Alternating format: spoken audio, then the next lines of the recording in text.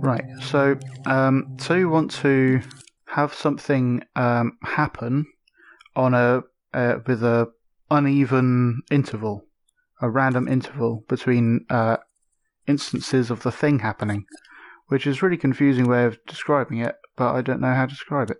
So let's say we're just going to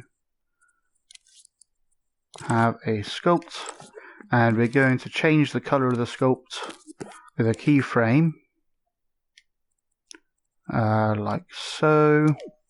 There's many ways of doing it, of course, but I'm going to do it this way.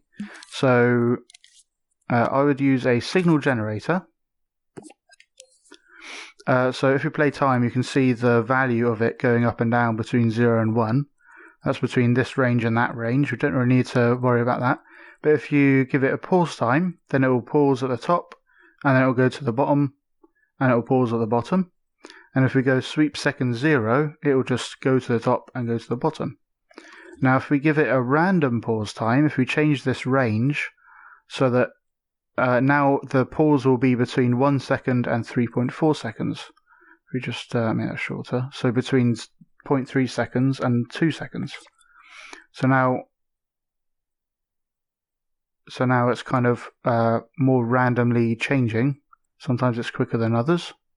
If we make this shorter, yeah, there you go. So if we pin that to the link that to the keyframe, so while it's on, while it's sending the 1, it's powering the keyframe and turning it red, and while it's sending the 0 at the bottom, then it's not powering the keyframe and it's staying the tan color. You can use this though to like trigger logic and whatnot. So if we use a signal manipulator and we wire the generator into it, there are actually some extra modes in here. If we use the custom remapper, it has all these extra buttons, but all we worry about is the edge mode down the bottom. So if we go on to pulse set on, then when this sends a 1, it will send a pulse. So we use that to power the keyframe just for a moment when it gets to 1.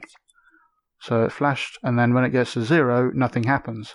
But then if you click on to pulse set off, then it will pulse when it gets to the bottom. So now, instead of when it gets to the top. And it also has a pulse at on or off. So if we go on there, then each time it changes to 1 or 0, it will send a pulse and do a thing. So we could even give this some ramp down time. There you go. So you could use this for many different things, and it's very easy to change the range of pauses, the range of times that it generates between pulses that it sends. So we could use this to make a character blink, for example. So if I just quickly make something like that, and we'll have the closed eyes off, and I'll move it across. I'll use the precise move to move it over there. That'll do.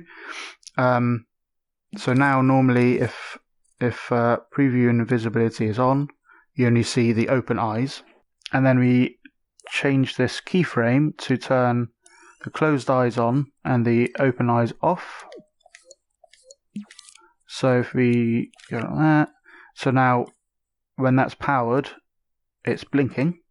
So if we play time, it's blinking at this random amount at random times. So you can adjust that if you want to.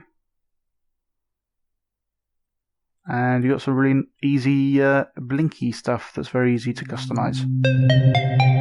I'd like to thank SchemeDBT, Kelpiones, Hemlock, and all of my other supporters for making this tutorial possible.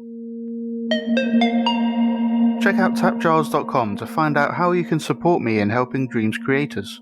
Thanks for your consideration, and I'll see you in the next one.